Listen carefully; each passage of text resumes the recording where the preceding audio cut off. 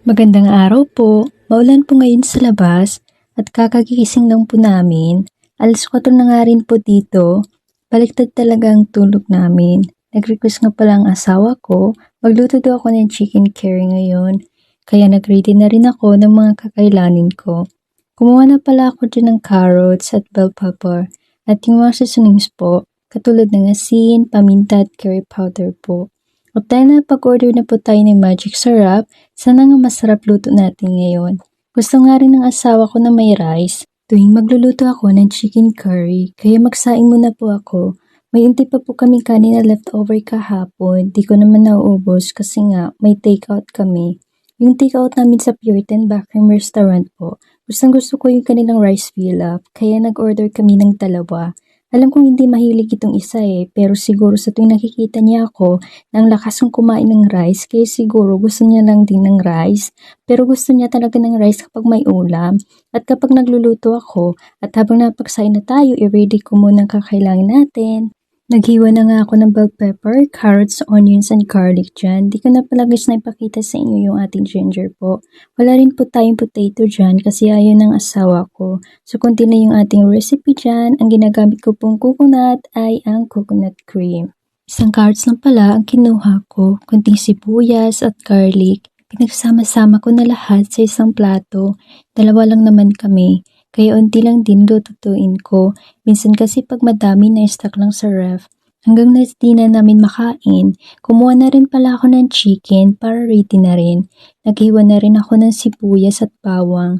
Ang lakas ng tama sa sibuyas, papaiyakin ka talaga, char. Habang may ginagawa nga ako dyan, ay sumasayaw pa. Good vibes lang tayo dyan kasi kahit may ginagawa, dapat mag-enjoy. Naghugas na rin pala ako dyan ng manok para makapagsimula na rin tayo. Yun na nga po yung ating coconut cream. Nahirapan ako gumamit ng can opener namin. Mas madali pa yung knife. Sino nakarelate dyan, char? Nakatalawang opener na kasi akong sinira Di naman sa galit pero yung nahirapan talaga ako. Nagsimula na pala akong nagluto. Ginawa ko nga dyan, nilagay ko muna yung carrots hanggang sa mag-golden brown. Antayin lang muna natin at sinunod ko na rin ang ating bell pepper. At pagkatapos niya, nilagay ko ng ating sibuyas, bawang at luya. Di ko na nakuhanan lahat ng ating niluto today.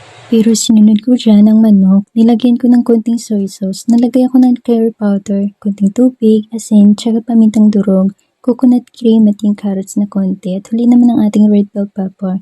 So yun na, mag-antay na lang tayo ng konti at luto na rin yan. Yun na nga guys, kain na tayo. Nakaready na yung isa, siya yung kumuha ng paper towels namin and fork habang nag-ready ako sa aming pagkain. Yung pinakita ko pala dyan ang paborito kong inumin pero malakas naman ako sa tubig. Yun nga po, kayo hindi lang lutuin ko kasi nga sa ibang araw iba na naman request niya. Iba kasi dito marami kang kakainin like may mga snacks kaya minsan makalimutan na may mga leftover pa at sayang din naman yun.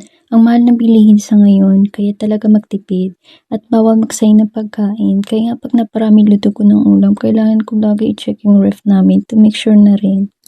Tapos na nga kami kumain, naghugas na rin ako. Habang yung isa nasa labas, may package kasing dumating. Pero ang lakas pa rin ng ulan, di pa rin natigil. May marami na naman junk mail Minsan kasi di para sa amin, pero sa amin nilalagay. Ginawa namin ihatid na lang sa office building, malapit lang naman dito. Yung pinakita ko pala sa inyo, another hands po siya. Mabango sila lahat at yun na nga po, nagpunas na ako ng mga hugasin, nagbalik na rin na pinaglalagyan nila. Buti na lang masipag ako ngayon, char. Pero minsan kasi yung asawa ko nagpupunas lalo na paggabi na. At nandyan pa rin yung mga plato, mabait din siya at matulungin sa akin, kaya may katuwang sa buhay. Lalo na pag walang work, siya minsan nagluluto. At pagkatapos, nagwalis naman ako kasi minsan ang kalat ng sahig, lalo na pag magluto ako. Ako lang ba ganito, char? Nagtapon din ng basura ng asawa. At yun nga po, pagkatapos ko maglinis, nanikman ko naman itong nabili naming watermelon. At ang sarap niya, kahit malamig, sobrang tamis. At yun lamang po. Thank you for watching.